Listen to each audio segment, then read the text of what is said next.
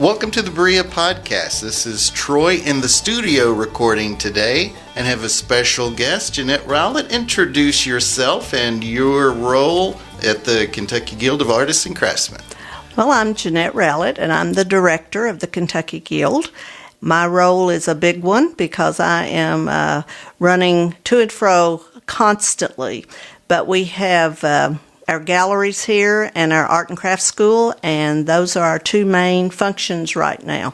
Right here in Berea. That's the right spot. Here in Berea, 116 North Broadway. Gotcha. Now, we've been having our studio here for a while now, and there's been a significant change that's gone out outside of our doors, but in the gallery space. Talk a little bit about the decision to change the way it is and what people would see differently if they did come in. Well, you know, we have a lot of artists represented here. And when someone comes in our door, we want them to be able to see right away what's here. What's here for them to enjoy, purchase, take home, give as gifts. So we have done a full renovation, update of all of our art from all of our members here. Gotcha. How many members are there in the Guild? Well, we have 300 plus in the Guild. And how many of those have artwork here? We probably have maybe 100 or 125 represented. Because we are statewide, and, you know, when you've got an artist in Paducah, it's kind of hard for them to keep bringing things in, even though we have a few things out that way. But we have a well-represented group here, and Gotcha. We would love for people to come down and check us out because we do have a new look. Absolutely. And what I appreciate from the front door is you can see all the different media that's here. There's pictures, you know, that are like actual photographs. Yes. And then there's also, you know, the artwork, the flat artwork, acrylic and oil-based things. But then there's also the jewelry that's right there by the front door. You can see, and the glass work that you can see from 2 steps away. Right, and we always have a artist of the month, and right now Whitney Withington is our artist of the month. And right up when you first come in the door, we have a case, and it has her work in it. So we're presenting her to the public this month of March. We have 2 actual floors of work. Come up a couple of steps and you're up on what we call the upper level. Ooh. And we have lots of fiber art, which a lot of people don't realize that they can come here and buy something beautiful to wear. Right, and my wife talks about scarves all the time. She loves scarves, and there's some here as well as beautiful shawls. We have them that are woven on the looms. We have them that are crocheted. We have them that are silk. Printed, and so yes, we just about anything someone would be looking for in the way of the visual arts, we probably have it. That is pretty spectacular, and it's a one-stop shop right here in Old Town Berea, just up the hill, going up Broadway, right? Yeah, yes. We if you come up from the train station, we are actually the last building on the left, which is orange with a blue tin roof, and if you're coming over Chestnut onto North Broadway, we're the first building on the right. Perfect. So that's the first floor in the upper level. But upstairs you've also got classes, and I've noticed some more advertising recently about the different classes going on. Oh, yes. It's been our mission from early years, when the Guild started in 1961, and they did all the teaching on the train for 6 years, and then we started having our fairs. But even though we didn't have a permanent home, the ancestors of the Guild, it was a mission to have a school here. And so now we have 6 classrooms upstairs, and we are teaching.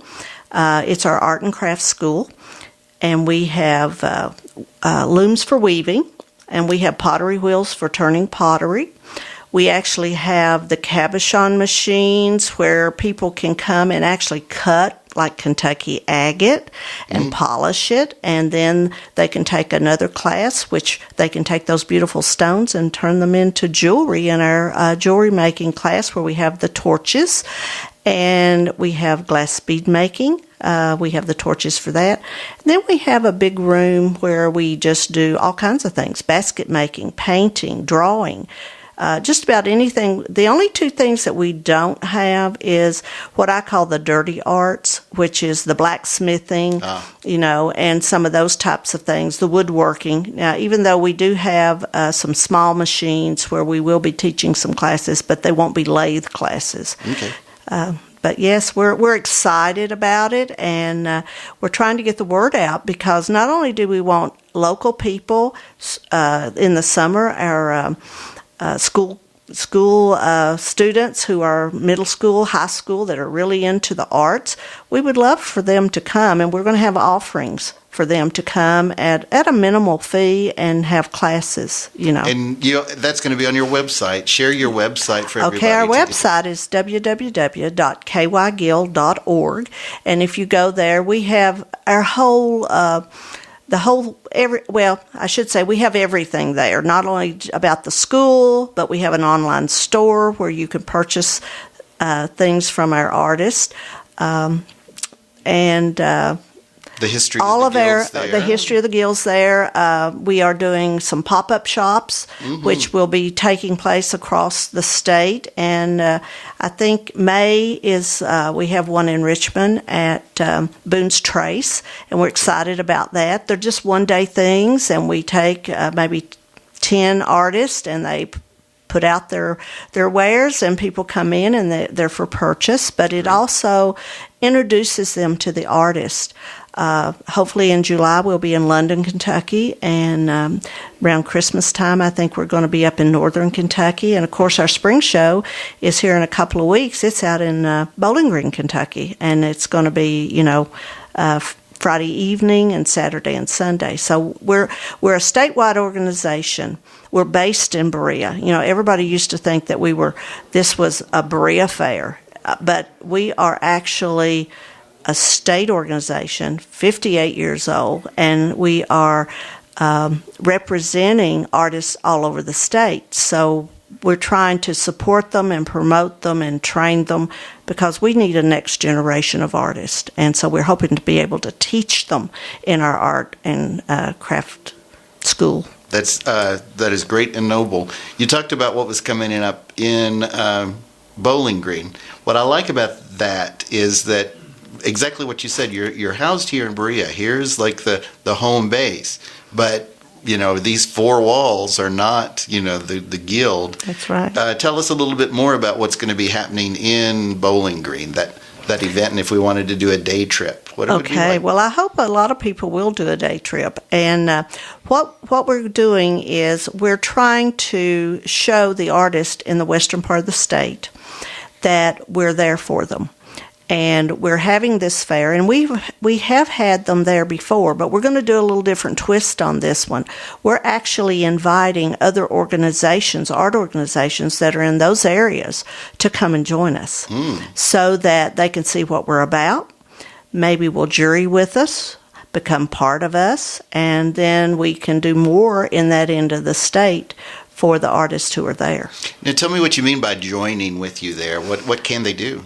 Okay, the Kentucky Guild is based on a set of standards that each artist has to meet. And so when we say jury with us, they bring their items, and they bring us the best 5 pieces that what they feel are their best. Okay, and we have jurors that are in that field, in that medium.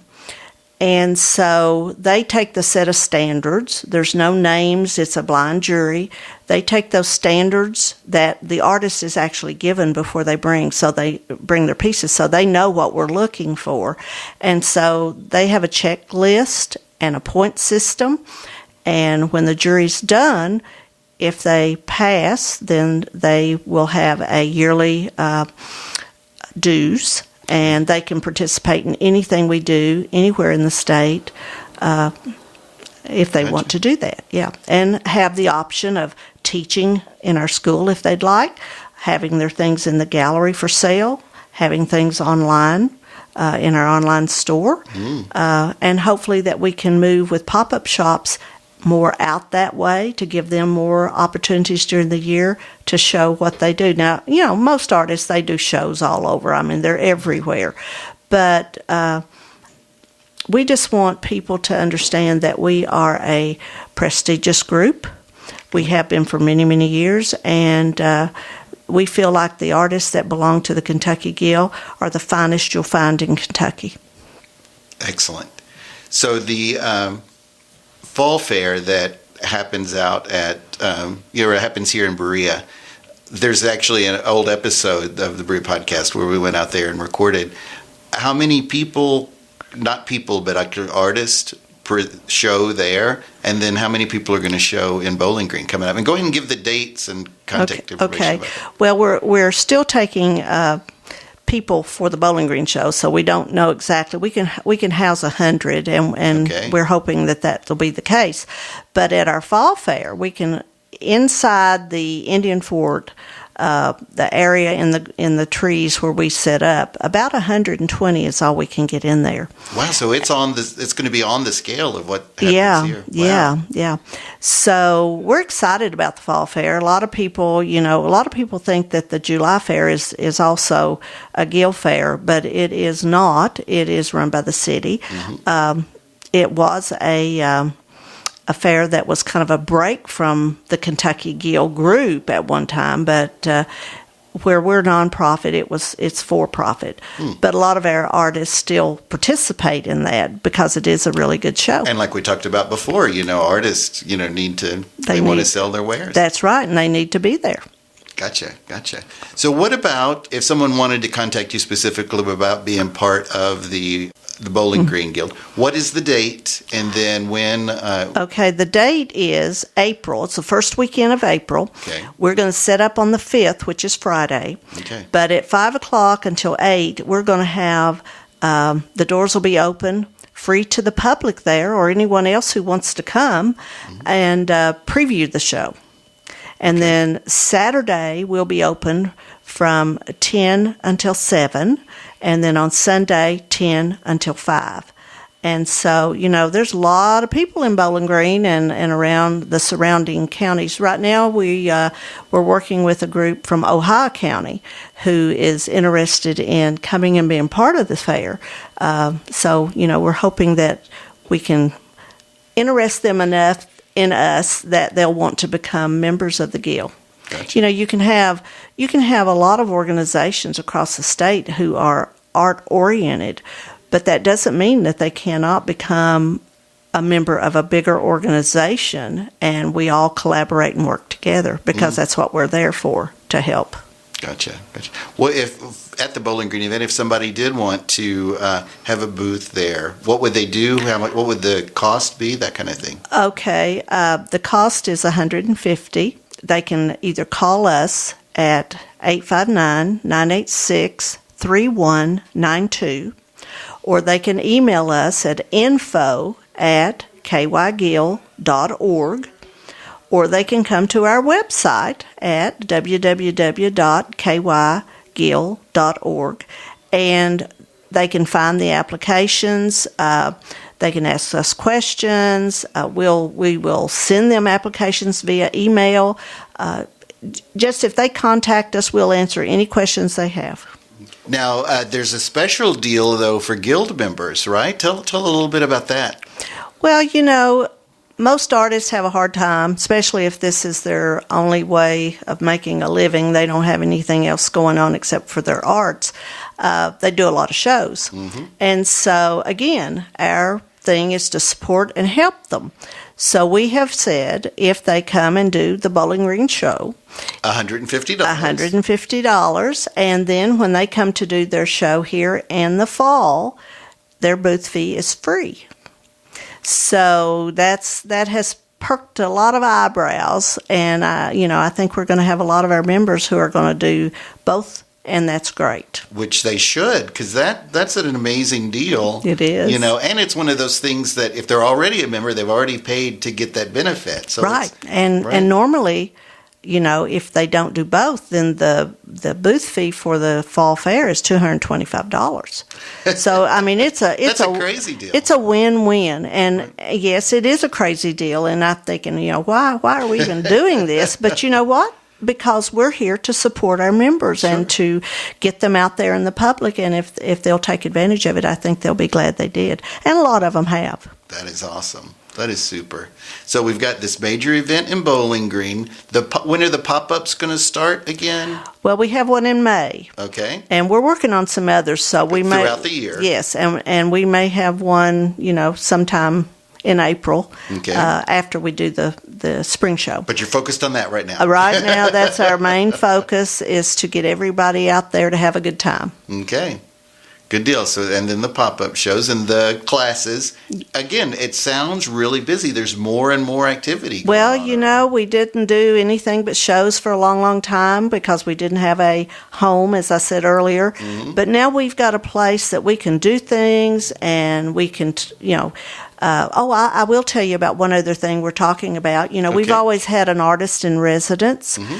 And so we're thinking now that we want more than just one person that's here demonstrating. And so we're going to have artists in residence. In other words, we're going to have a calendar of events that on the weekends we're going to have different artists doing different mediums. And people can come in and watch them work. And then they can decide, I really like what they're doing. I may take a class. And, they can come back and really learn what that artist is doing and with all the terminology and all the techniques and maybe go off and become an artist themselves. And then a guild member, and then they can that's teach. Exactly right. I mean, it is a process, and as I said, we need our next generation up and ready to go. That's a wonderful mission, very, very noble. You've given your contact information before, but do give it again so that people can contact you about classes or the, pop-up shops or the spring show in Bowling Green. There's so much going on. Oh, yes. And 3 things to remember. The telephone number. Always somebody here from 10 to 5 taking your calls 6 days a week. We are not open on Sunday. But if you'll call 859-986-3192, someone will answer the phone. We even have an answering machine. If someone's busy and can't get to the phone in time, you leave us a message, give us a number, and we'll get back to you. Send us an email, info@kygill.org, and we're right on it every morning. First thing we do, look and see who sent us emails, and we get right back to you. Then if you want to just take some time and browse our website and see what we're doing and what we're all about, www.kygill.org.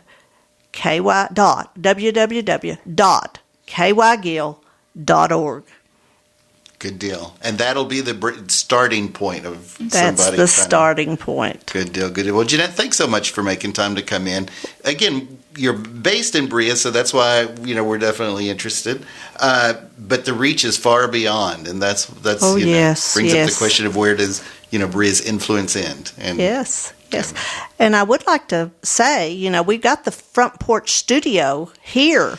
And Troy Price is really good. And if you need a podcast, you need to get a hold of him and get in here and do some podcasts and get them out there. He might charge you a little bit, but, very little. you need, and so I want him to give you his information. Oh, very good. Very good. Well, you can email me at troy@thebreapodcast.com about this, but also Front Porch Studios, troy@frontporchstudios.com. I'd love to start a conversation. Thanks so much for listening this week. Bye. Bye.